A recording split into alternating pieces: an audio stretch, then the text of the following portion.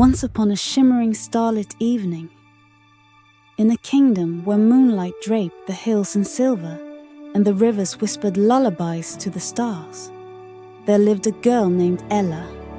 Her mother had named her for the beauty of light, Ella, meaning bright one. But when darkness crept into her life and her mother passed away, her name was buried under soot, ash, and cruelty. Her father, a kind merchant, remarried a woman of elegance but no warmth, Lady Tremaine. With her came 2 daughters, Drusilla and Anastasia, both dripping in silk but empty of kindness. After her father's mysterious passing, Ella was no longer the bright one of the house. They named her Cinderella, for she slept by the ashes and woke with cinders in her hair. Though her gowns were threadbare and her hands raw from scrubbing marble floors, Cinderella never let her spirit fade.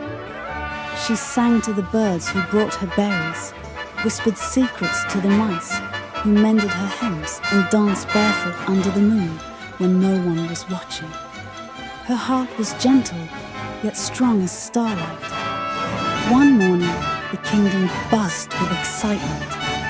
The palace had announced a grand ball. The prince, charming and kind, was to choose a bride. Every maiden was invited. Lady Tremaine saw it as her daughter's destiny, but Cinderella saw it as a dream.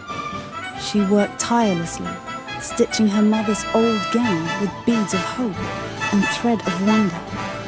But when the evening came, her stepsisters tore it apart in cruel laughter.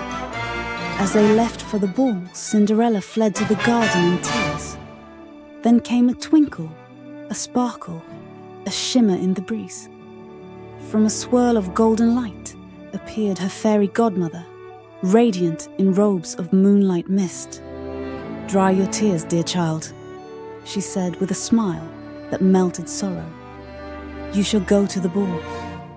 With a flick of her wand and the soft words of magic, pumpkins became a golden carriage, mice became dashing horses, and Cinderella's tattered dress transformed into a gown of silver silk and sapphire stars.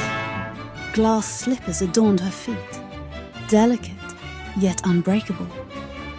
"But remember," the fairy warned, "the spell breaks at midnight."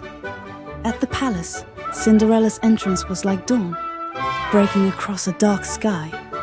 The prince saw only her. They danced, laughing, spinning, dreaming, while the world faded away. But as the clock told 12, Cinderella fled, losing a slipper on the grand staircase. The prince chased but was too late. All he had was the slipper and a promise to find the girl who fit it. Days passed. Every noble girl tried on the shoe, but none were the one. When the prince arrived at Lady Tremaine's house, she locked Cinderella away. But with the help of her mice friends, she escaped. She stood before the prince, no jewels, no silk, just her true self. The slipper fit, of course. And so, in a carriage lit by moonlight and pulled by dreams, Cinderella left behind ashes and sorrow. She married her prince in a garden of roses and fireflies, where laughter bloomed like spring. And from that day on, she was not just a girl in glass slippers, but a queen with a heart made of gold.